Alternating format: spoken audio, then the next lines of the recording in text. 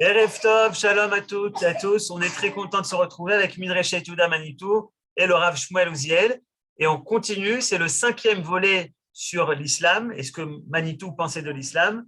On a déjà un petit peu amorcé le sujet la semaine dernière et là on continue, c'est l'islam et la notion d'universalité. Bechavod Rav Uziel. Alors, Erev Tov, effectivement, on va commencer aujourd'hui pas commencer, on va continuer à voir ce que Manitou pense de l'islam, et je pense que ça sera l'avant-dernier volet sur le sujet. La prochaine fois, on verra encore un petit peu, et après ça, on va essayer de passer à autre chose. Et ce qu'on va voir maintenant, en fait, c'est la fin de l'histoire. C'est-à-dire, je suppose que comme tout juif qui habite Israël, ou même ceux qui habitent encore en Chutz La'aretz, vous êtes quand même intéressés de savoir si un jour ou l'autre, ça va finir cette histoire quand même. Est-ce que vraiment la lutte entre Israël et l'islam, ça va s'arrêter un jour? Est-ce que vraiment il y aura une fin? Et s'il y a une fin, comment ça va être? Alors, on a vu avec l'histoire du christianisme que c'était engagé sur un chemin qui peut-être allait déboucher effectivement sur une espèce d'accord entre Israël et le monde chrétien. Mais est-ce qu'il y a la même chose exactement sur le monde de l'islam? C'est ce qu'on va voir dans ces deux derniers cours. Et aujourd'hui, on va voir l'optimisme, comment on va dire un petit peu, l'optimisme très, très précautionneux de Manitou. Est-ce que vraiment il y aura une fin à tout ça? Et la semaine prochaine, on verra peut-être de manière plus globale comment en fait Manitou prévoit, entre guillemets, ce qui pourrait et comment ça va se finir. Et donc, dans le texte que nous sommes en train de lire maintenant, qui s'appelle Les descendants d'Abraham, Manitou va maintenant, dans la fin du texte, aborder la question de alors comment ça va se finir. Pour faire cela, Manitou va juste faire un petit rappel, comme moi je vais le faire maintenant, de ce qu'il a dit avant, et il va nous donner la réponse en 2 lignes, et je vais essayer de la développer à partir d'autres textes de Manitou, notamment les textes qu'il a donnés, enfin les textes non, mais les cours qu'il a donnés oralement, et dont certains ont été retranscrits en hébreu dans les livres de M. Rothenberg. Et donc, comment ça se finit? Eh bien voilà, je vais vous montrer, c'est pas très compliqué en fait. Quand on regarde bien, les choses vont être vraiment très très simples. Nous dit Manitou, le texte suivant, et il parle du texte de Bereshit, qui nous raconte comment Ishmaël a participé à l'enterrement de Abraham, quand il est venu voir, nous dit le texte suivant prédit qu'Ishmaël fera repentir, c'est-à-dire que Ishmaël va se repentir, c'est-à-dire il va faire tchouva, c'est ce que nous dit Rashi là-bas sur le texte. Et donc il nous dit effectivement Ishmaël va faire tchouva, et c'est pour ça qu'il est venu pour l'enterrement de son père. Et il nous dit dans le texte, Ishmaël revient d'Égypte où il vivait avec sa mère. Et ce qui est très impressionnant quand on sait le contexte et les cours que Manitou a donnés par ailleurs sur ce thème, on voit qu'en fait, dans chaque mot de chaque phrase, en fait, il y a tout un développement qu'il a fait par ailleurs qui se trouve inclus.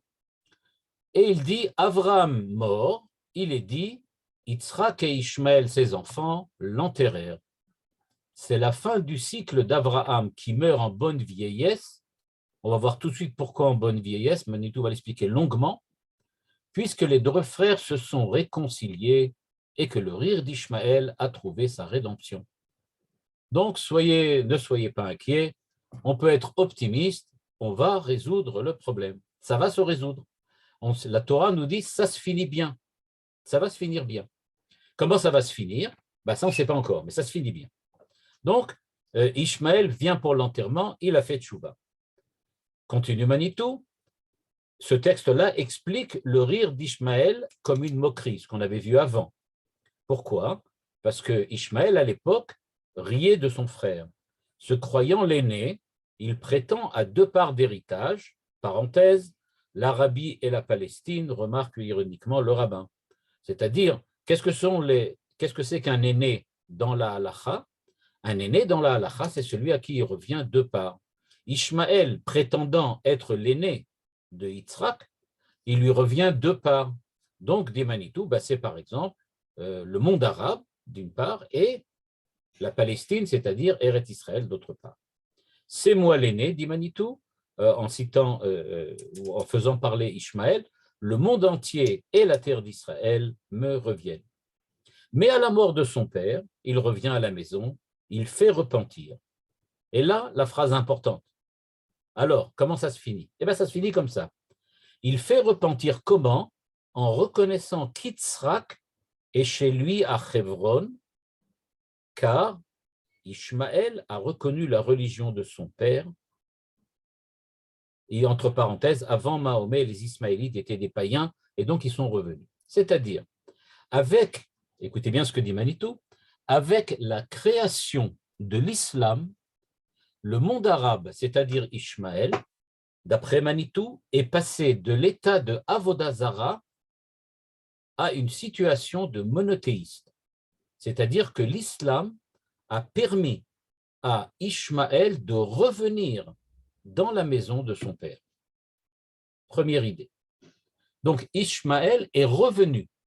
Pourquoi il est revenu? Parce que l'islam lui a donné la possibilité de devenir monothéiste. C'est ce que la Torah nous raconte en disant que Ishmaël, qui était parti en Égypte avec sa mère, puisqu'elle était descendante, descendante du Pharaon, il était parti avec elle en Égypte, et bien maintenant, il revient sur la terre d'Israël. Et où est-ce qu'il va? Il va à l'enterrement de Abraham qui se passe à Hebron, mais qui habite Hebron? Eh bien, Yitzhak. Donc en fait, Ishmaël accepte que Hebron appartienne à Yitzhak, à Israël. Bon, on n'y est pas vraiment là encore, il faut reconnaître, on n'y est pas encore vraiment. Enfin bon, on voit déjà comment se dessine la fin de l'histoire. Quand le monde islamique acceptera, on va dire comme ça, que Hebron est la propriété d'Israël, ça sera le signe inéluctable que ça y est, ils ont fait tchouva et on est arrivé au bout de l'histoire, au bout de la lutte. Le rire d'Ishmaël, dit Manitou à la ligne 12, ce rire de rivalité trouvera un jour sa rédemption. Pour nous, c'est-à-dire, qu'est-ce qu'on attend? Il suffit, mais il faut, c'est-à-dire c'est nécessaire, mais c'est suffisant, que l'islam reconnaisse que cette terre a été donnée par Dieu à Israël, alors on établira le statut de ceux qui voudront y demeurer. C'est-à-dire, s'il y a parmi les musulmans ou les arabes, ou les deux, des gens, des hommes qui décident de rester sur la terre d'Israël, quoi qu'ils reconnaissent que cette terre appartienne à Israël, à ce moment-là, on vérifiera qu'est-ce qu'on peut faire. C'est une espèce de guerre toshav, guerre, est-ce qu'ils doivent se convertir, est-ce qu'ils n'ont pas besoin de se convertir, il suffit qu'ils acceptent les Sheva Mitzvot Bnei Noach, etc. Donc, quelque chose comme ça. Termine Manitou, les Arabes n'ont jamais connu la situation d'exil, ils ont toujours été des conquérants, partout et toujours, et voici qu'ici, pour la première fois, ils connaissent cette situation d'exil. C'est pour ça que ça leur est insupportable, en plus être en exil chez les Juifs, et en plus à Yerushalayim. Voilà, c'est le texte de Manitou. Comme on peut dire comme ça, on a plus ou moins tout vu. Voilà, on sait. Alors maintenant, vous êtes contents, vous savez, et c'est fini. C'est très facile. Le jour où vous entendrez quelqu'un des Arabes qui dit qu'il reconnaît que la terre d'Israël appartient à Israël, à ce moment-là, vous saurez que ça veut dire qu'on a terminé la lutte et on peut dire comme ça, la rivalité avec Ishmaël.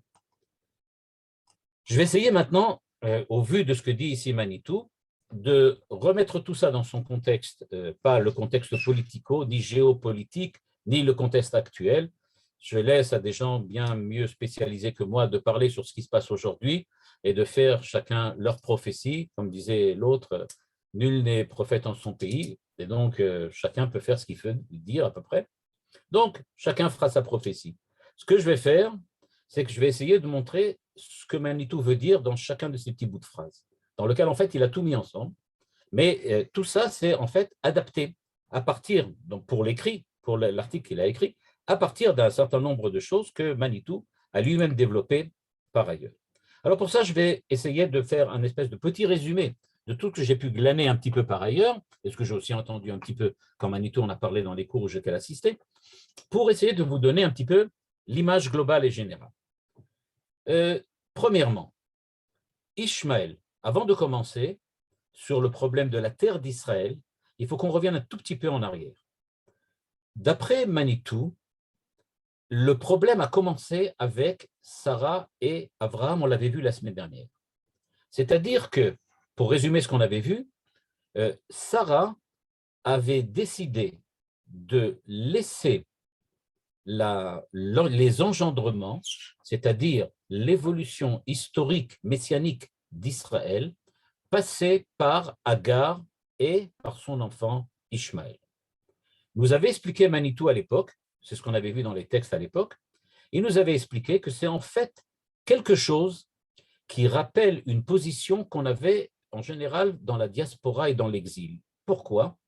Parce que quand on était des Araméens, ou bien quand on était des Hébreux qui étaient en Babylonie, ou bien quand on était tout simplement des Juifs qui étaient dispersés et en diaspora en Europe ou aux États-Unis, ce que dit Manitou, c'est qu'en fait, on a tendance à penser que la seule façon d'arriver à survivre, c'est de passer par le soutien à la culture, on va dire comme ça, à la civilisation ambiante dans laquelle nous vivons. Et donc, c'est ce que fait Sarah. Sarah dit en fait, étant donné que je vois que moi, je ne suis pas capable d'enfanter, c'est-à-dire je ne suis pas capable d'amener le processus messianique à une nouvelle étape indispensable pour que l'histoire humaine puisse avancer, eh bien, il vaut mieux passer par la civilisation locale. Qui est la civilisation locale? L'Égypte. Donc, Agar, qui est descendante du pharaon, on va passer par elle, elle va nous donner un enfant, c'est la culture qui est dominante aujourd'hui, on va passer par là, et comme l'appelle Manitou, c'est ce qu'on appelle la faute d'impatience. Ils ont commis tous les deux une faute d'impatience. C'est-à-dire qu'ils auraient dû attendre, que le moment soit propice, que Sarah elle-même puisse enfanter, mais comme on l'avait vu la semaine dernière, Sarah n'y croyait pas, Sarah ne pensait pas que ce soit possible. Et donc, ils ont décidé de passer par Agar et donc par Ishmaël.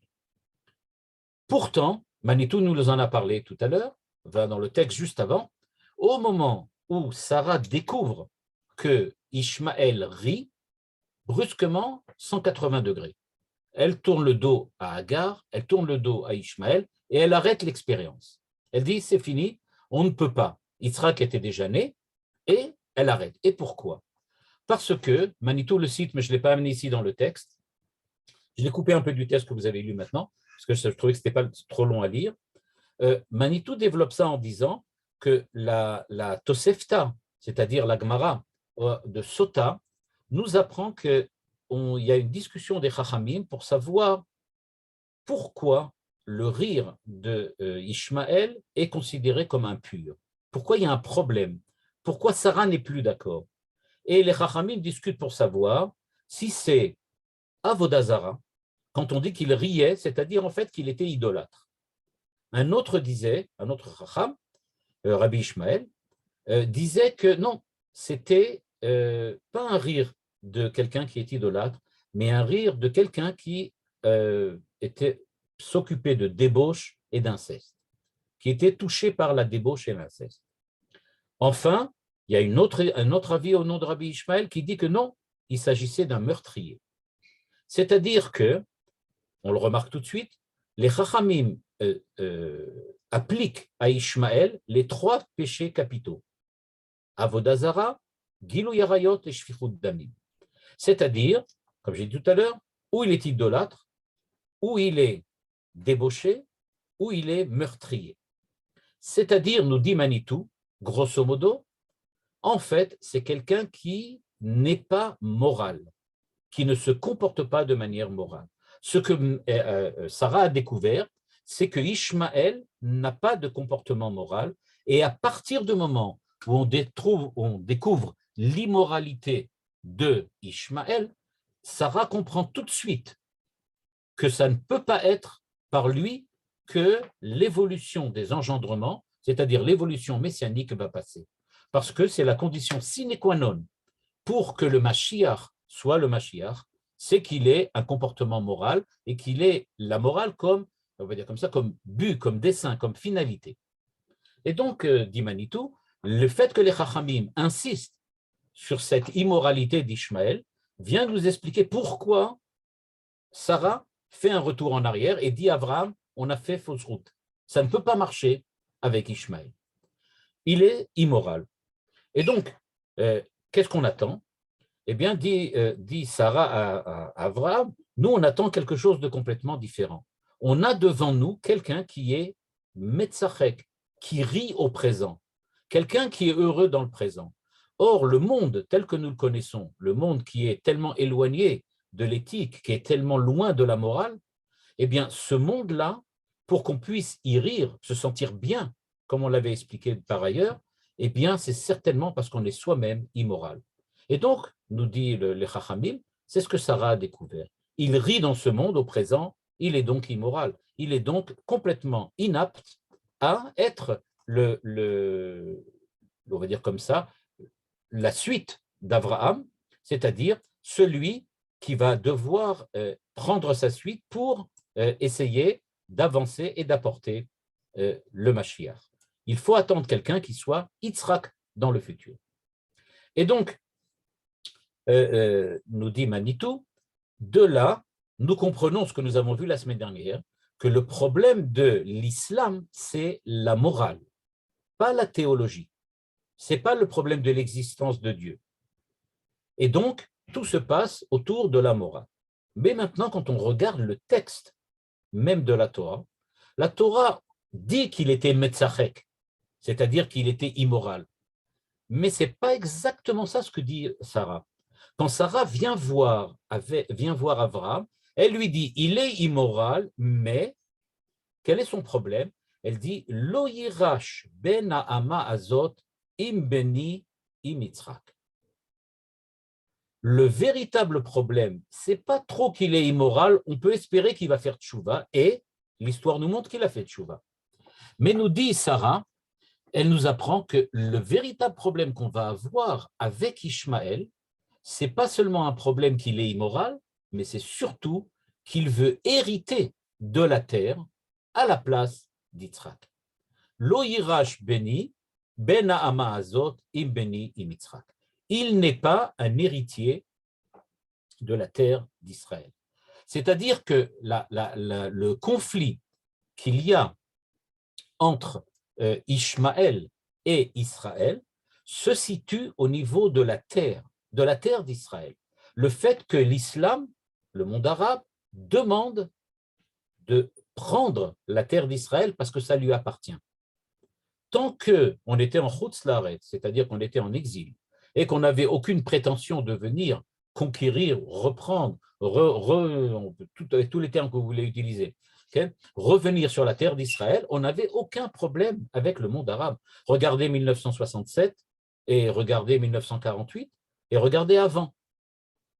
Tant qu'on était à l'extérieur de la terre d'Israël, il n'y avait aucun problème avec le monde arabe. Personne n'a jamais pensé qu'on était autre chose que des Juifs dispersés.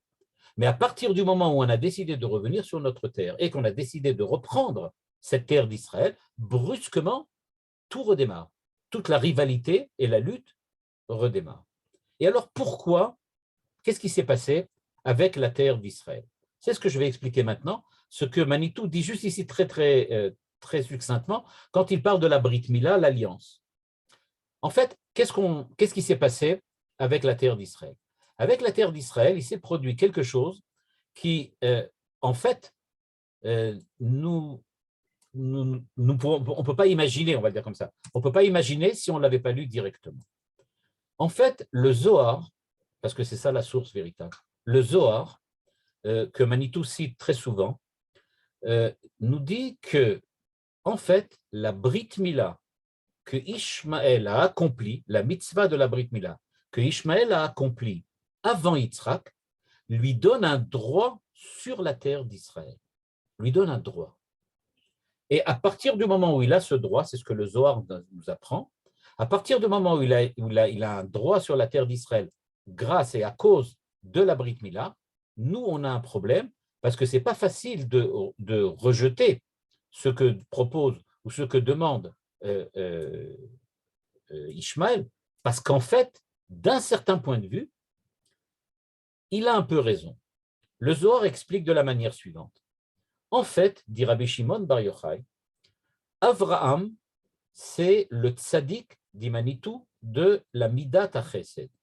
C'est le tzaddik qui est le tzaddik de la charité, de la bonté, du don. Et donc, on va dire, sa propension naturelle, c'est d'aller et de soutenir Ishmaël. Parce que Abraham, en tant que, on va dire, soutien de la bonté et de la charité, a pour Ishmaël, qui est son fils, un amour naturel et il voudrait bien lui apporter un soutien naturel. C'est-à-dire que quand Dieu lui dit « tes enfants vont hériter de la terre », il répond « Lo yichye Ishmael lefanecha » en disant « on ne peut pas faire du mal à Ishmaël comme ça. Il ne mérite pas qu'on lui fasse du mal. Il y a quelque chose dans Ishmaël qui est positif et on ne peut pas comme ça effacer cette positivité qui se trouve chez Ishmaël et qui pourtant, on dit bon, ben c'est vrai, mais c'est au détriment de ce que nous pourrions avoir. Eh bien, Bechol Zot, dit Manitou, Abraham a une espèce d'amour naturel pour Ishmaël. Et donc, ce qui se passe, c'est qu'on ne rejette pas, dit Manitou, Ishmaël. Abraham ne veut pas. Sarah, par contre, elle est beaucoup plus ferme. Et elle dit non, il y a un problème politique, il y a un problème géopolitique. On a besoin, nous, de la terre d'Israël, parce que c'est à partir de cette terre-là qu'on va pouvoir véritablement arriver à faire passer le message de la Torah et le message de Dieu. Parenthèse, pourquoi c'est à partir d'Israël? Parce qu'aujourd'hui, on sait que 2000 ans de galoute, 2000 ans d'exil, c'est un échec total du point de vue de l'éducation des nations. Manitou dit, regardez, ça fait 2000 ans qu'on entend très souvent, le Rav Shimshon Raphaël Hirsch étant un des représentants les plus connus de cette position à l'intérieur du judaïsme. C'est-à-dire, on est la lumière pour les nations. On est là pour apporter aux nations la morale, l'éthique, qui soit une morale et éthique globale, générale pour l'ensemble de l'humanité, pas seulement pour des individus. Or, Manitou dit, voilà, ça fait 2000 ans qu'on est en galoute, 2000 ans qu'on est là, 2000 ans qu'on parle de morale, on parle d'éthique, on essaye de faire quelque chose, et c'est un échec total et absolu. Rien n'a marché. C'est vrai, ça a marché seulement au niveau des individus, au niveau des particuliers. Il y a des individus qui, eux, sont véritablement arrivés à un niveau de moralité et d'éthique qui est véritablement digne de ce que la Torah demande. On les appelle chassidé ou motaolam. Mais en dehors de cela, ces quelques individus, globalement, ça ne fonctionne pas. Donc, dit Manitou, on a payé un prix déjà trop cher comme ça pour être en galoute, pour essayer de transformer l'humanité. Revenons sur notre terre, et maintenant, à partir de la création d'une société, d'un peuple, d'un pays, qui soit vraiment un pays phare, un pays exemple, à ce moment-là, il y a des chances qu'on puisse arriver à faire propager l'esprit de la Torah parmi les nations. Et donc, je referme la parenthèse, c'est un échec. Alors, qu'est-ce qu'on fait? Eh bien, on est revenu sur la terre et on sait que maintenant, on a la lutte avec Ishmaël. C'est ce que Sarah avait découvert. Elle a dit, voilà, il n'a pas la morale, il est immoral, donc on ne peut pas continuer. Mais Abraham dit, on ne peut pas laisser tomber, c'est quelqu'un qui fait partie du monde, en plus il fait partie de la famille, donc il y a quelque chose à faire avec lui. On est d'accord sur beaucoup de choses entre nous. Et donc, pourquoi on ne pourrait pas arriver à s'arranger? La Torah dit que la bracha qu'a reçue Ishmaël, c'était Yado bakol veyad kolbo. Au moment où il a été sauvé par l'ange lui dit, il annonce à Agar que Ishmaël sera Yado bakol veyad kolbo. Yado bakol veyad kolbo. C'est-à-dire, il sera mélangé à tout ce qu'il faut. Partout, il est mélangé à tous et tous sont mélangés à lui. C'est le sens littéral du texte. Manitou ramène un enseignement de Jacob Gordin, il me semble, qui disait, le verset dit beaucoup plus que ça. Yado bakol veyad kolbo. Je vais traduire littéralement. Yado bakol, sa main est dans Yado, sa main est sur bakol, mais yad kol, mais la main de kol, bo est sur lui. Je reviens sur la phrase. Yado bakol, sa main, on va dire comme ça, domine bakol, mais yad kol, la main de kol, bo, le domine. Et donc, qu'est-ce que ça veut dire? La main d'Ishmaël est plus forte, domine bakol, mais que la main de Kol est plus forte que lui. Eh bien, nous dit, je me souviens bien, il dit ça au nom de Gordin, dit Manitou, en fait, il faut se rappeler que la Gemara nous dit que le mot Kol, qui veut dire tout, est employé de 3 façons différentes pour Avraham, Yitzhak et Yaakov. On dit que Vayevarech Hashem est Avraham Bakol. Avraham est celui qui est Bakol. Yitzhak, Dieu lui a donné Mikol. Il lui a donné de tout. Donc Yitzhak est Mikol. Yaakov, Kol. Yaakov, c'est tout. Donc, on va dire de cette façon-là, Avraham est dans le tout, Yitzhak est du tout, et Yaakov, c'est le tout. Et donc, qu'est-ce que dit le verset? Le verset dit, Yado Bakol, la main d'Ishmaël est plus forte que Bakol, que Avraham. C'est-à-dire qu'Avraham se sent une sympathie naturelle pour Ishmaël. Et donc, il n'arrive pas, d'un certain point de vue, à dominer, à canaliser Ishmaël. Yado Bakol, sa main domine Avraham. Mais Yad Kol, mais la main de Kol, de Yaakov, Israël, Bo, le domine. C'est-à-dire, dans une première étape, Ishmaël va réussir à se maintenir face à Avraham, mais dit Manitou, il n'arrivera pas à se maintenir seul il arrivera à se maintenir face à Avraham, mais il n'arrivera pas à dominer Kol, c'est-à-dire Yaakov. C'est-à-dire, il est en fait quelqu'un qui relève, on va dire de cette façon-là, qui relève de Avraham. Il est en rapport avec Avraham, il est en relation avec Avraham. Il est, on va dire de cette façon-là, il est véritablement proche d'Avraham, mais en fin de compte, il doit accepter que c'est Yaakov qui le domine. En gros, au niveau d'Avraham, nous dit Manitou, Ishmaël a de quoi dire, Ishmaël a de quoi réclamer. Mais quand on arrive à Yaakov, il doit revenir à la maison et accepter qu'il est derrière Yitzhak. C'est-à-dire, au niveau d'Israël, il doit accepter que c'est Israël qui est sur sa terre et que cette terre ne lui appartient pas. Par contre, c'est vrai qu'au niveau d'Avraham, à cause de la Brit Mila, il y a un problème. Yado Bakol. Effectivement, il a quelque chose qui domine Avraham. Et en fait, ce qui s'est passé, nous dit Manitou à la suite du Zohar, le Zohar dit la chose suivante, Lo Ishmael yichyeh lefanecha, nous dit le Zohar. C'est écrit que Avraham demande que Ishmaël vive devant toi. Donne quelque chose à Ishmaël. Et Dieu lui répond, Ou le Ishmaël shma'aticha. Puisque tu as demandé de donner quelque chose à Ishmaël, ok, je t'écoute, j'accepte, je donnerai à Ishmaël. C'est-à-dire, dit Manitou, qu'en 2000 ans de galoute, c'est comme si Avraham Avinu, en fait, demandait, je veux revenir sur ma terre, je veux revenir sur ma terre. Je veux revenir sur ma terre. Et à ce moment-là, Dieu aurait répondu à Avraham Avinu, ok, tu veux revenir sur la terre, mais dis-moi franchement, qui est-ce qui habite cette terre? Les Arabes à Yéricho, c'est le terme c'est la phrase que disait Manitou. C'est les Arabes à Yéricho qui habitent ici ou les Juifs de New York?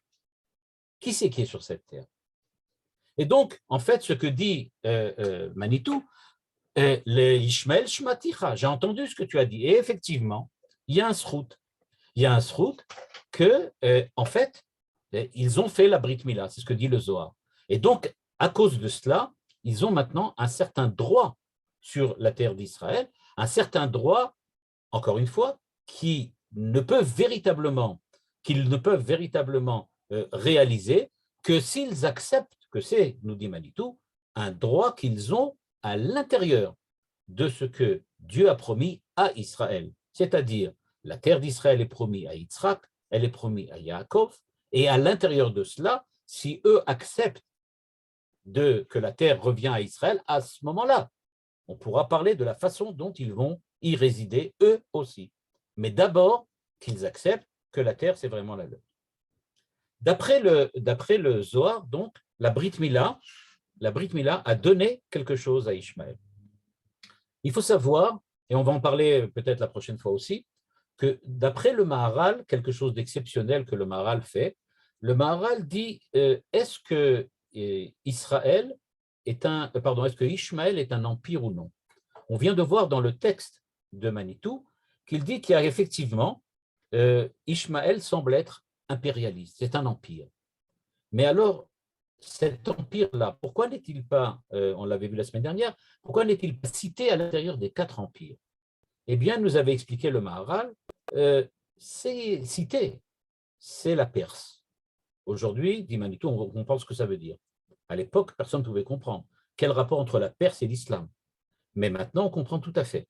L'Iran, dit Manitou, Khomeini, c'est ça, c'est l'empire de Ishmaël. Donc Ishmaël est là, on ne l'a pas oublié.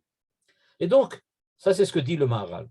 Par contre, Manitou, quand il cite ce texte du Zohar, nous dit il faut savoir que il n'empêche que le côté impérialiste qui se trouve chez Ishmaël est quelque chose qu'il faut reconnaître et comprendre que ça fait partie donc de ce qui est un résidu de l'histoire de Nimrod et qu'il faut donc y faire attention. Quoi qu'il en soit, ce qui va se passer maintenant, c'est que à chaque fois, comme le dit le Midrash, que Israël va quitter la terre d'Israël, celui qui va en prendre possession, c'est Ishmaël. Et donc, à chaque fois, il va venir nous dire, quand on voudra revenir, notamment quand on est revenu en 48 et après pendant la guerre de 67, ils ont dit, nous, on n'est pas d'accord. Qu'est-ce que ça veut dire? Pourquoi reviennent-ils? Alors, il faut comprendre qu'il y a quelque chose d'absolument aberrant. C'est qu'on était sous l'empire, dit Manitou, de Esav. On était sous l'empire d'Esav.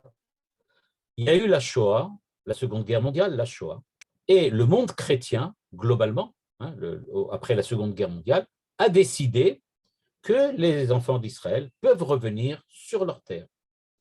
Et à ce moment-là, jusqu'à présent, l'islam qui n'avait jamais rien dit, brusquement change de côté et devient l'ennemi absolu d'Israël. Alors que jusqu'à présent, on ne peut pas dire qu'il y avait une telle agressivité de la part de Ishmaël. Mais ça commençait vraiment comme ça. Et donc, si maintenant on essaye de comprendre qu'est-ce qui s'est passé avec cette Brit Mila, eh bien en fait, la Brit Mila a permis à Ishmaël de prendre possession de la terre à chaque fois qu'Israël n'y était pas. Et maintenant, le problème, c'est que quand nous revenons, eux, ils disent, on y est déjà. C'est à nous. On est l'aîné. On y était avant. Donc, vous n'avez aucun droit sur la terre. Et maintenant, il faut attendre petit à petit que le monde arabe, le monde islamique, le monde musulman accepte cette idée-là qu'en fait, Israël est sur sa terre. À ce moment-là, il y a effectivement une place pour eux aussi, mais comme quelqu'un d'autre, quelqu'un qui est à côté, qui est après, mais pas qui n'est pas considéré comme l'aîné. De ce point de vue-là, la différence peut-être entre les deux, je ne sais pas si vous avez remarqué, mais Manitou l'enseigne par ailleurs, je l'ouvre juste la parenthèse, bien que ce n'est pas tout à fait le moment, mais c'est quand même important. Il nous dit, il y a donc une espèce de rivalité permanente entre Ishmaël, Esav et Israël. C'est quand même marrant que les enfants d'Israël, quand ils sont arrivés au mont Sinaï, Ils ont dit Naase venishma. Naase venishma. C'est marrant parce que Naase, c'est la même racine que Esav, et Nishma, c'est la même racine que Ishmaël. C'est-à-dire qu'en fait, dit Manitou, ce n'est pas foncièrement négatif. Il y a dans Ishmaël quelque chose de positif. Il a Nishma, mais il n'a pas Naasé. Par contre, chez Esav, il y aurait Naasé, mais il n'y aurait pas Nishma. Donc, dit-il, il faut voir ça de manière très, on va dire comme ça, très compliquée. Ce n'est pas aussi simple que ça en a l'air. Alors maintenant, OK, il a donc un srout sur Eretz Israël. Alors, en quoi consiste donc le repentir de Ishmaël? En quoi va consister ce repentir? Là, dans le texte que nous avons vu maintenant, le Manitou dit ça en 2-3 petits mots, et donc je vais un petit peu l'élargir. Manitou dit d'habitude qu'il faut regarder que le repentir de Ishmaël doit avoir lieu en 2 niveaux, en 2 étapes. Il y a ce qu'il appelle le repentir vis-à-vis de Abraham et le repentir vis-à-vis de Yitzhak. Ce n'est pas la même chose. Pourquoi? Et Manitou l'a dit ici dans 2 petites phrases qu'on avait vues tout à l'heure. Il nous a dit, Ishmaël est revenu à la maison, il s'est repenti. Ce qu'il n'a pas dit dans le texte écrit, mais qu'il dit par ailleurs dans ses cours, c'est qu'il faut faire attention. Quand Ishmaël est revenu à la maison pour l'enterrement de son père, il s'est repenti vis-à-vis de son père, vis-à-vis d'Abraham. Mais il n'a pas encore accepté la 2e étape qui est vis-à-vis de Yitzhak. Quand est-ce qu'il l'accepte? En revenant à Hebron et, comme le dit Rashi, en acceptant que Yitzhak soit le premier. Et donc, il y aura toujours des Manitou, c'est l'histoire de Bereshit, donc, qui nous raconte déjà ce qui va se passer la Atid Lavo. Eh bien, nous dit Manitou, la Atid Lavo, il y aura donc 2 étapes. La première étape s'est produite en l'an 600, à peu près 600-800, quand, je ne me rappelle plus exactement quand l'islam a été créé. Au moment où l'islam a été créé, eh bien, c'est ça la première étape de la tchouva du monde arabe.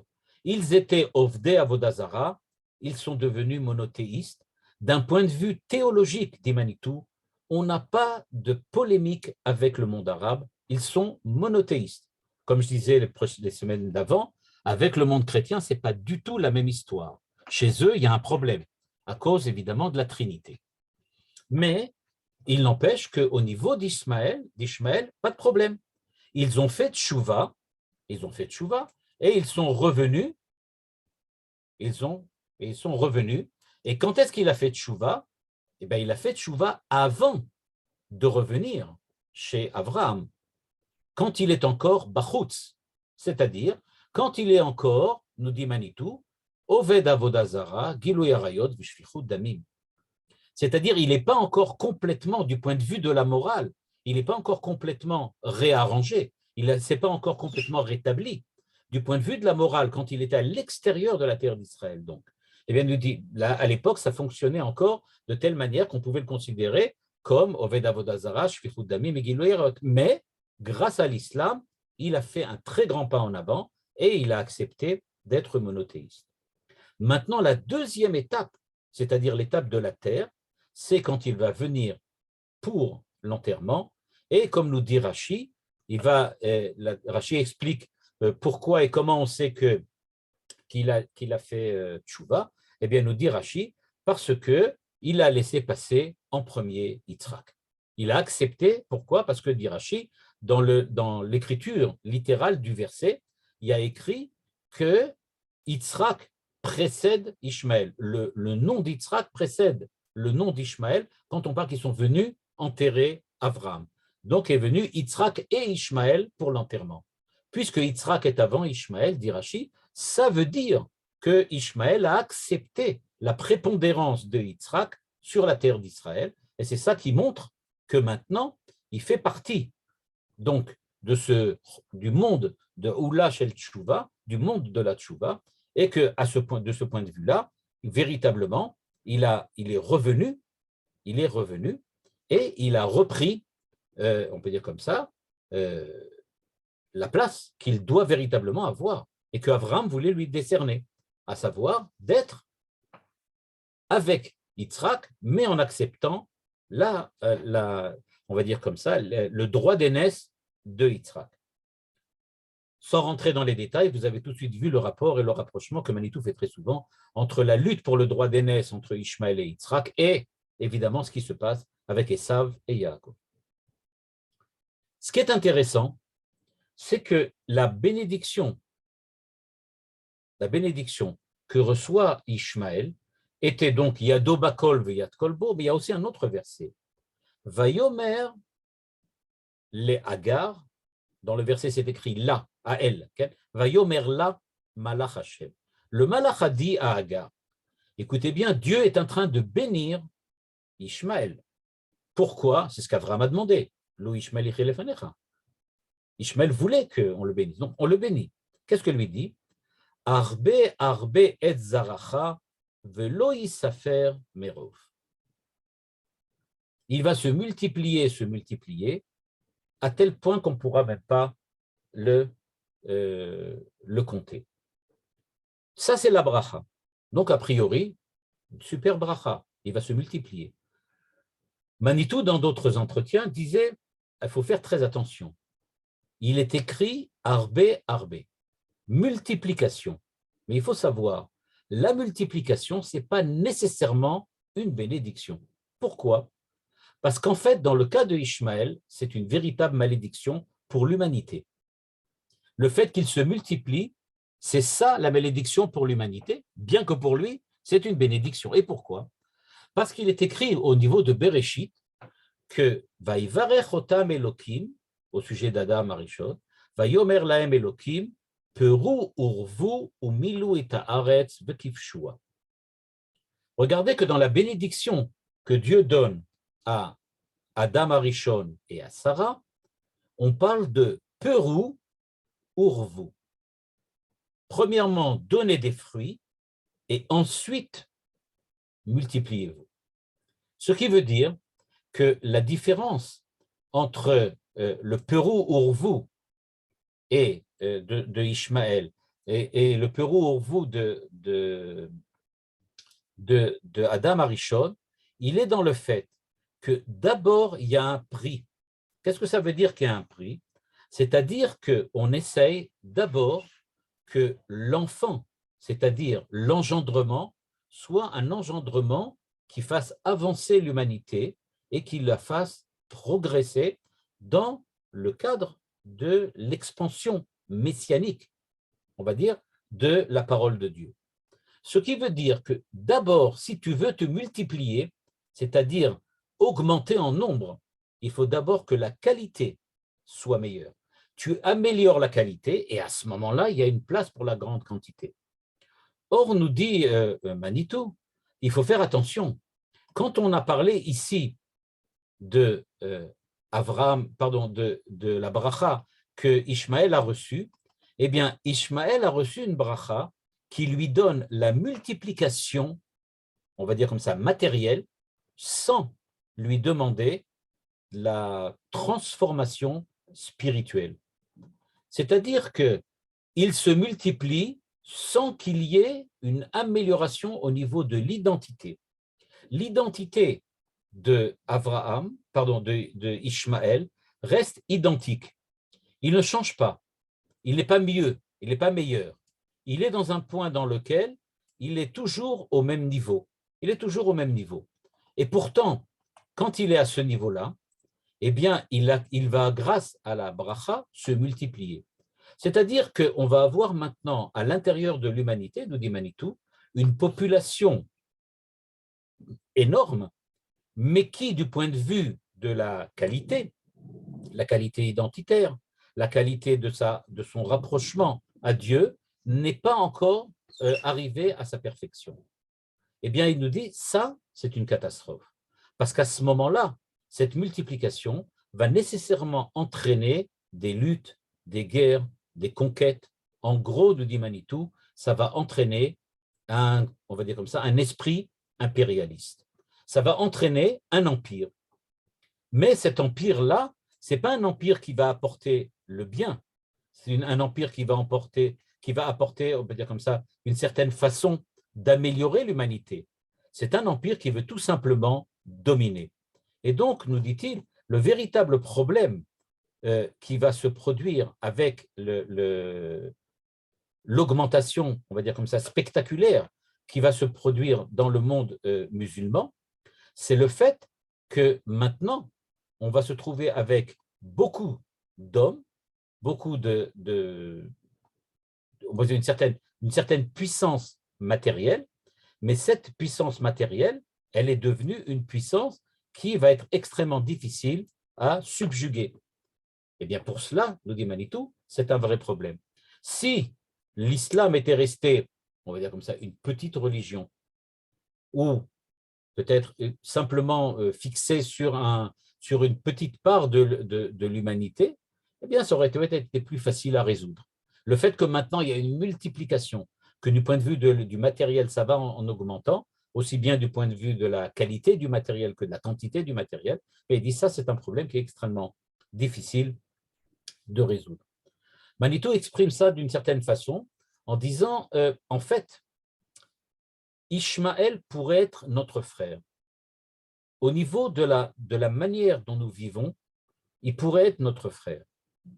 Mais en fait, si on parle de l'essence même de la fraternité, notre problème est plutôt avec Esav, avec le monde chrétien. C'est-à-dire qu'il faut savoir que, dit Manitou, notamment au niveau de la prière ou au niveau du vécu religieux, la différence entre l'islam et le judaïsme n'est pas aussi grand qu'on pourrait l'imaginer. C'est-à-dire que, en fait, on n'est pas si loin que cela. Mais on a un problème au niveau de la quantité, c'est-à-dire du fait qu'ils veulent dominer tout et qu'ils refusent de rendre à Israël la priorité qui est la leur. D'un autre côté, quand on parle du point de vue religieux avec un chrétien, il va de soi que là, on a vraiment beaucoup à discuter avant de pouvoir trouver un terrain d'entente. Donc, quand Ishmaël revient d'Égypte et qu'il participe à l'enterrement de Abraham et qu'il accepte que Yitzhak soit le premier et la priorité, à ce moment-là, il y a véritablement une relation qui se crée, une véritable relation fraternelle qui se crée entre Yitzhak et Ishmaël. Mais ne pas oublier, Ishmaël est un demi-frère, pas un frère. Le frère, c'est Esav. Avec Esav, on a un véritable problème de fraternité à résoudre parce que, du point de vue spirituel, il a pris un chemin qui est devenu un chemin dans lequel on ne s'identifie absolument plus. Par contre, avec Ishmaël, on s'identifie beaucoup mieux du point de vue spirituel, du point de vue religieux, du point de vue théologique, mais on a un problème comme des problèmes de demi-frères. On n'est pas d'accord sur l'héritage, sur l'argent. Et ça, on sait que les problèmes d'argent, c'est toujours assez compliqué à résoudre. Donc, il va faire tchouva, c'est sûr, nous dit Manitou, et donc on sait que petit à petit, ça va se résorber. Mais il ne faut pas oublier, nous dit Manitou toujours, que, en attendant, c'est toujours pas fait. Je vais revenir maintenant sur le texte, et je vais simplement maintenant montrer comment c'est écrit, simplement comme il l'a écrit, mais d'une façon peut-être presque sans le dire. Regardez maintenant. Je reviens sur le texte. Le texte suivant prédit qu'Ishmaël se repentira. Ishmaël revient en Égypte où il vivait avec sa mère. Maintenant, ça devient clair. Il revient dans la maison de son père. C'est-à-dire, il fait tchouva au niveau de Abraham. C'est ça ce que ça veut dire dans le texte. Il revient dans la maison de son père. Il fait tchouva au niveau d'Abraham, il devient monothéiste. Il accepte la émouna, la foi d'Abraham, et il redevient là. Et il y a une deuxième étape. Il revient à Hebron, où vit Yitzhak. C'est-à-dire que, nous dit Manitou ici, dans cette phrase-là, tout ce que je vous ai dit jusqu'à maintenant, c'est dit là, dans la petite phrase. C'est-à-dire, il a fait la première étape de la tchouva, c'est-à-dire qu'il est, du point de vue spirituel, il est devenu proche de nous, c'est-à-dire qu'au niveau existentiel, dit Manitou, On vit à côté d'un musulman très facilement parce qu'on n'a pas de grands problèmes de conflits théologiques, parce que du point de vue religieux, du point de vue d'Abraham, tout fonctionne. Mais quand on vient parler du problème de la terre d'Israël, là, ça ne marche plus du tout. Parce que la deuxième étape, maintenant, ils ne l'ont pas encore accomplie. On est maintenant à l'époque dans laquelle ils n'ont pas encore accepté que Yitzhak vive à Hebron. Pour eux, Hebron, ça leur appartient. Abraham est mort, c'est-à-dire, dit-il, ce qui est souligné ici à la ligne 4, on est à la fin du cycle d'Abraham qui meurt en bonne vieillesse. Pourquoi en bonne vieillesse? Parce que Abraham a résolu le problème. Au niveau d'Abraham, le problème est résolu. Si Ishmaël accepte de ne pas être un idolâtre, s'il accepte de prendre comme position théologique celle d'Abraham du monothéisme, même s'il y a un problème au niveau de la morale, mais au moins le monothéisme, alors Abraham meurt en bonne vieillesse. Et les deux frères se réconcilient, ça c'est déjà la deuxième étape. Et donc le rire d'Ishmaël a trouvé sa rédemption. Au départ, le rire, c'est-à-dire ce que j'ai amené au niveau des Chachamim qui explique que c'était Oved Avodazara, Gilou Yarayot et Shfichut Damim, eh bien, il rit de son frère, c'est-à-dire qu'il refuse la moralité d'Yitzhak. Et ce croyant, l'aîné, nous dit Manitou, il prend 2 parts d'héritage, le monde entier et la terre d'Israël. Mais à la mort, il revient à la maison, il se repentit et il reconnaît, maintenant il explique, qu'Yitzhak est chez lui à Hebron, mais par avant, il a déjà reconnu la religion de son père. Ça, c'est par rapport à Abraham. Pour terminer maintenant, pour nous, il suffit, mais il faut que l'islam reconnaisse que cette terre a été donnée par Dieu à Israël. Alors, on établira le statut de ceux qui voudront y demeurer. Il y a quelque chose d'autre que dit Manitou, c'est ici, à la ligne 9. Dans cette partie du texte que je n'ai pas lu au départ, depuis Vatican II, on sent que la chrétienté cherche à être plus universaliste qu'universelle. Pourquoi? Quelle est la différence? Universaliste, c'est-à-dire qu'on a le respect de tout le monde, c'est comme ça que Manitou l'explique. Universel, ça veut dire qu'on impose à tout le monde ce que l'on est soi-même. Vatican II, c'est le passage entre le moment où la chrétienté accepte de ne pas s'imposer à l'ensemble de l'humanité et accepte maintenant d'être universaliste, c'est-à-dire d'avoir un message qui soit adapté à tout le monde, même les gens qui sont différents. On n'essaie pas d'imposer par la force le christianisme. On dit on voudrait vous convaincre du christianisme, mais si vous êtes monothéiste et vous acceptez un certain nombre de choses, on est d'accord aussi, on est universel. Il y a un tournant des Manitou. Par contre, l'impérialisme musulman reste universel dans l'islam. C'est-à-dire, dit-il, le fait que l'islam aujourd'hui, on le voit par l'Iran, dit Manitou, essaye en permanence de conquérir partout où il peut, quand il peut, d'essayer de dominer, dit ça, c'est un problème qui n'est pas encore résolu au niveau de l'islam. C'est-à-dire cet impérialisme, c'est-à-dire l'imposition de ce que l'on veut, de ce que l'on est sur les autres. Il faut que tu reconnaisses que tu as foi en l'islam pour avoir le droit d'exister. Sinon, pour ton bien, pour mon bien, je peux aussi t'assassiner.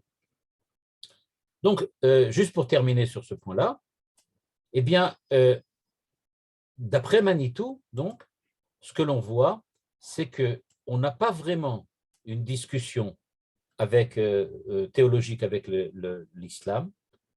On a plutôt un problème politique, un problème régional, un problème de lutte. En fait, nous dit Manitou ici, il y a le problème de l'impérialisme de musulmans qui n'est pas résolu au niveau de l'islam. C'est-à-dire que, je ne sais pas si aujourd'hui vous êtes au courant, mais aujourd'hui, il y a beaucoup de discussions pour savoir si, par exemple, le djihad, c'est-à-dire le fait qu'on impose par la force dans l'islam la religion, l'islam à toute l'humanité, si ça fait partie ou pas des mitzvot de l'islam. Donc, c'est-à-dire qu'il se pourrait que, certains le pensent, que l'impérialisme musulman soit partie intégrante de la religion musulmane. D'autres affirment que pas du tout, ça ne fait pas partie. C'est une certaine secte qui s'est lancée dans cette manière-là. C'est une certaine interprétation de l'islam. Mais ce n'est pas nécessairement la bonne interprétation, ou en tout cas la seule. Donc, la semaine prochaine, ce qu'on va voir, c'est on va voir un autre texte de Manitou, dans lequel il va parler des divergences que nous avons avec le christianisme et l'islam, mais ce qui va nous intéresser surtout, le christianisme, on en a parlé suffisamment, on va parler sur l'islam, ce sera le dernier cours sur l'islam, dans lequel il va nous exprimer de manière beaucoup plus, on va dire, de manière conceptuelle, en quoi vraiment nous avons des divergences et pourquoi nous avons ces divergences, quand maintenant il va essayer de les sortir un petit peu du contexte de Ishmaël et de Yitzhak et le ramener à une notion beaucoup plus globale de l'idée et des concepts. Et donc, on sera moins rattaché au texte de la Torah et beaucoup plus aux aspects philosophiques de la rivalité entre Israël et l'islam. Et c'est ce qu'on verra la semaine prochaine. Merci beaucoup, Ravouziel. Comme d'habitude, passionnant. On a hâte d'être à la semaine prochaine. Vous pouvez maintenant ouvrir vos micros pour vos questions. Je vois Annette. Tu me vois, mais moi, je veux simplement demander pour le déterminisme. Vous avez dit qu'on n'avait pas de différence avec eux, mais la plus importante, c'est le déterminisme de l'islam. Oui, on avait vu la semaine dernière, c'est vrai qu'il y a une certaine forme de déterminisme à l'intérieur de l'islam, c'est vrai, mais on a vu aussi que ce n'est pas nécessairement, là aussi, la seule interprétation possible. C'est-à-dire qu'il y aurait peut-être une certaine forme de déterminisme, peut-être, mais pour d'autres, on affirme que le déterminisme de l'islam n'est pas vraiment un déterminisme et qu'il laisse la liberté. C'est ce que j'avais essayé d'expliquer dans la fin du dernier cours, dans lequel j'ai dit que, en fait, ce n'est pas vraiment un déterminisme. C'est quelque chose qui est une liberté à l'intérieur de certaines contraintes imposées par Dieu. Mais il y a une liberté de l'homme dans ces contraintes, et ce n'est pas une idée qui est terriblement éloignée, pour ne pas dire beaucoup plus que ça, de ce que dit le judaïsme. Merci beaucoup. Je voulais juste rappeler peut-être une parole que j'ai entendue du Rava Wiener, qui avait dit une fois la volonté de Dieu passe par la volonté de l'homme. Alors, je ne sais pas exactement ce qu'il voulait dire, mais j'ai trouvé la formule très belle. La volonté de Dieu passe par la volonté de l'homme. Ça pourrait être ça, ce que dit l'islam aussi. Moi, je n'ai pas très bien compris quelle est la bénédiction qu'a reçue Ishmaël. Alors, il a reçu la bénédiction de se multiplier. Après, vous avez dit qu'en réalité, il ne s'est pas beaucoup amélioré, mais quand même, il est devenu monothéisme. Ma deuxième question, qu'est-ce que c'est qu'un monothéisme sans morale? Un monothéisme sans morale, c'est accepter l'existence de Dieu, mais ne pas sentir que Dieu m'impose de faire quelque chose. Parce que, comme on l'avait expliqué la semaine dernière, si Dieu agit et il est le principal acteur dans l'histoire, à ce moment-là, l'importance de l'homme est beaucoup moins grande et la manière dont il se comporte moralement ou pas est beaucoup moins importante. Et donc, c'est pour cela que on avait reproché cette espèce de déterminisme. Mais ce n'est pas vraiment un déterminisme. Il faut peut-être passer ça sur un certain niveau d'importance. Il y a moins d'importance à ce que je fais si l'essentiel de ce qui se passe, c'est Dieu qui le fait. Mais en quoi le fait de se multiplier est une bénédiction? Parce qu'à partir du moment où quelqu'un ne se transforme pas, c'est-à-dire du point de vue moral, continue à être quelqu'un d'immoral, si tu multiplies indéfiniment ou infiniment le nombre de personnes immorales, ça ne peut pas vraiment apporter une grande bénédiction au monde. C'est ce que dit Manitou. Mais Ishmaël, lui, il a eu une bénédiction? Oui, c'est ça, bénédiction. Oui, il a une bénédiction. Mais pour le monde, c'est plutôt une malédiction, c'est ce que j'ai dit. Pour l'humanité, c'est une malédiction. Pour lui, c'est bien. Mais c'est dans l'autre sens. Ce n'est pas une bénédiction pour nous. Pour le monde en général, globalement. Oui. Merci. Gaël. Il y a une dame qui a levé la main là. Je voulais poser une question. Je voulais savoir, Abraham aussi, il a reçu une bénédiction par rapport à la descendance. Hein. Oui. Alors, ça passe pas par, ça passe par Ishmaël ou ça passe par il lui dit, c'est comme les étoiles ou comme les étoiles ou comme le sable. Et alors, à ce moment-là, Rachi explique là-bas que quand on parle d'étoiles et de sable, et Manitou le ramène, et Rashi explique qu'en fait, on parle ici de la quantité peut-être, mais surtout de la qualité. Ça va être des gens qui vont être comme les étoiles et ceux qui ont l'humilité de pouvoir, qu'on est ceux sur lesquels on marche, comme le sable sur lequel on marche. C'est-à-dire qu'à partir du moment où la qualité, c'est-à-dire que l'identité de l'homme devient une identité qui est profondément morale, à ce moment-là, il y a une bénédiction dans le fait qu'il se multiplie. Une bénédiction pour l'ensemble de l'humanité, et pas seulement pour nous.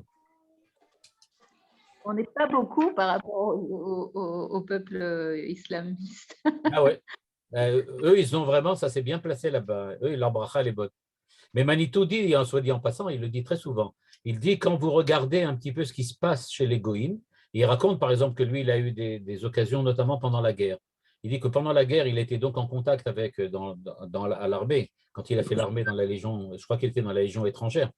Et donc, il a dit, quand on voit qu'est-ce que c'est des goïms, des vrais goïms dans la vie de tous les jours, l'immoralité qu'ils ont, on comprend qu'il y a quelque chose de différent avec un juif. Il dit, la neshama juive, c'est pas la neshama d'un goïm, c'est autre chose. C'est différent. On n'a pas la bracha du nombre. Pour le moment, on l'a, mais on ne l'a pas encore vraiment réalisé, peut-être. Mais est-ce que la bracha, justement, c'est peut-être depuis la création du peuple juif? Pourquoi limiter peut-être on peut dire, bracha? il y a quelqu'un qui dit ça, je ne me rappelle plus qui, mais qui dit que la bracha, c'est qu'on va vivre de manière pérenne, c'est-à-dire à l'infini, à une éternité de temps. Donc, on est infini, pas à chaque génération, mais sur l'ensemble de toutes les générations. Depuis le début jusqu'à la fin, on sera toujours là. Et donc, c'est ça la bénédiction qu'on a reçue. Il y a quelqu'un, je ne me rappelle plus, il y a un commentateur qui dit ça, mais je ne me rappelle plus qui c'est. Merci. Nelly? Oui, j'ai deux questions, parce que je n'ai pas compris. La première, c'était, vous avez dit que les Arabes n'ont jamais connu la situation d'exil et que maintenant, ils sont en exil chez les Juifs à Jérusalem. Pourquoi ça, ils sont en exil à Jérusalem? Ils sont en exil. Vous appelez ça exil? Il appelle ça exil parce qu'il considère que maintenant, parce que nous leur affirmons qu'ils ne sont pas chez eux, qu'ils sont chez nous. Donc, ils sont en exil chez eux. C'est pour ça qu'ils sont tellement mécontents. Et la deuxième chose, vous avez dit que le côté impérialiste d'Ishmaël appartient, si j'ai bien compris, au résidu de l'histoire de Nimrod. Alors là, vraiment, je n'ai pas compris. Parce qu'on avait vu à l'époque, dans un des cours précédents, on avait vu qu'à l'époque de Nimrod, ce qui s'est passé, c'est qu'il existait à l'époque de Nimrod une unité de l'ensemble de l'humanité, c'est-à-dire qu'il y avait un universel humain et que cet universel humain est tombé dans l'impérialisme quand Nimrod a décidé que la façon nimrodienne d'être homme serait dorénavant la façon universelle d'être homme. Et donc, il a créé le fait que maintenant, il n'y a pas une universalité qui tient compte des spécificités de chacun des membres de la famille, des familles des nations, mais qui va maintenant écraser tous les autres en leur imposant une certaine civilisation. Donc, c'est pour ça que je dis que c'est un résidu encore de Nimrod. Toda, autre question? Rav Uziel, en quoi l'immoralité d'Ishmaël diffère de celle supposée de Esav? Je ne comprends pas bien, puisqu'ils ont fait Teshuvah. Alors, la moralité, elle est différente parce que l'immoralité, vous dites. La moralité, la différence fondamentale, c'est que le christianisme se fonde sur ce qu'il appelle la charité. Oui. On a quelque chose qui est de l'ordre de la bonté. Maintenant, comme le dit Manitou dans le texte que nous avons lu, il faudrait bien vérifier si vraiment ils ont appliqué au niveau des églises, c'est ce qu'il avait dit, au niveau de l'église, si l'église a véritablement appliqué ce qu'elle enseigne au niveau de la théorie, c'est-à-dire de dire on veut être des gens moraux et des gens bons et des gens charitables, et que dans la vie et que dans l'existence, dans l'histoire, l'Église s'est comportée beaucoup plus comme un tortionnaire que comme quelqu'un de charitable. Mais il n'empêche que c'est ça qui est à la base. Par contre, comme j'ai essayé de le montrer la semaine dernière, si on regarde les fondements de l'islam, on a vraiment l'impression que là-bas, la morale est beaucoup moins importante. Tu affirmes la foi, à partir du moment où tu affirmes la foi, il n'y a pas besoin d'avoir un comportement moral pour être considéré comme un musulman tzaddik, un juste musulman. Est-ce que le martyr juif dans l'islam, il est aussi grand que dans la chrétienté, monsieur. Pardon, là? Il est même plus important, parce qu'on n'a pas encore découvert toutes les sources et tous les secrets de ce martyr. Oui, c'est possible. C'est possible. Oui. Ah, si, en tout cas, c'est ce que Manitou semble dire dans les textes. L'histoire le démontre très bien. Pardon? Je dis que l'histoire en témoigne, parce que sur le martyr chrétien, on a beaucoup de sources, ça a été, disons, vécu et dévoilé, mais dans le monde de Séfarade, il n'y a pas beaucoup de sources, disons, qui l'ont encore dévoilé. Il y a des trucs inédits qui ont apparu, et notamment des gens qui s'intéressent aux matières séfarades et qui commencent à le dévoiler. C'est tout à fait possible.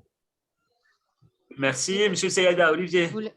Oui, j'ai une question par rapport à l'interprétation que fait Manitou par rapport à pour vous, en fait, sur la bénédiction. En fait, ça ne voudrait pas dire que l'augmentation de la population d'Ishmaël qu'on a constatée n'est pas forcément une bénédiction si elle n'est pas accompagnée finalement d'une élévation morale. Hein. C'est un peu ce qu'il dit. Ça veut dire que la bénédiction numérique n'est pas forcément automatique. Alors, c'est ce qu'il veut dire. Pardon? Et? N'est pas automatique. Exactement. C'est-à-dire que le fait que, par exemple, on a tendance à dire que bracha, c'est par exemple, le Maharal le dit, il dit que bracha, ça vient de la racine barer, bet, resh, kaf, qui sont tous les trois, qui ont une valeur numérique, tous les trois, qui est des multiples, qui sont en fait pairs. 2, 20, 200. Okay? C'est multiplié par 10 à chaque fois. 2 multiplié par 10, 20 multiplié par 10, 200. Et donc, il dit la dualité, 2, donc c'est la bénédiction. La bénédiction, c'est donc la multiplication, le fait qu'il y a toujours un autre, okay? Quelque chose qui est comme ça. Mais Manitou le dit, oui, mais il faut attention. La bénédiction, c'est vraiment une bénédiction quand il y a le prix avant. C'est-à-dire quand il y a quelque chose qui fait qu'il y a une transformation. Quand c'est simplement, on va dire comme ça, simplement, on va dire comme ça, numérique, alors ce n'est pas vraiment une bénédiction. C'est-à-dire il faut aussi le contexte économique aussi pour nourrir cette population. C'est un peu ça aussi peut-être qu'il veut dire. Là, tu débordes sur un autre, oui, d'accord. Là, tu débordes encore sur un autre sujet, et le problème de savoir… Non, mais c'est quand même intéressant parce que justement, aujourd'hui, par exemple, ce qui est frappant, depuis 20 ou 30 ans, c'est qu'il y a une baisse considérable de la démographie dans le monde musulman, y compris en Iran, chose que beaucoup de gens ne savent pas. C'est-à-dire que la démographie a complètement chuté dans les pays musulmans aujourd'hui. C'est quand même intéressant. Je ne savais pas qu'elle avait chuté, je savais qu'elle avait diminué, notamment entre guillemets en Palestine, c'est-à-dire dans les Juifs qui… partout, dans tout le monde Arabes, musulman. on sait que ça a diminué. Dans tout le monde musulman, elle a considérablement baissé. Oui. Enfin, semble-t-il sous l'influence de la culture occidentale qui a pénétré dans les mondes musulmans aussi. Ouais. Puisqu'on sait que en Europe, la plupart des pays ont un coefficient proche de 1. C'est-à-dire que pratiquement, oui, ça reste supérieur à l'Occident. Il n'y a pas de renouvellement. Mais ça a baissé par rapport à ce qu'il y avait il y a 50 ans ou 100 ans. Exactement. Donc, c'est peut-être aussi une source positive, ça, comme information. Ça veut dire qu'il y a un changement aussi, que peut-être que le Pérou, enfin que le revou, arbé, ça commence maintenant à se tasser. Bon, c'est bien, effectivement. Et comme je dis, moi, je ne suis pas spécialiste en prophétie, donc j'ai un peu de mal à accrocher à tout ce genre de choses. Je voulais seulement dire au Rav que je lui avais envoyé sur le chat un article qui va lui plaire. Ah, d'accord, merci. Merci beaucoup, Olivier.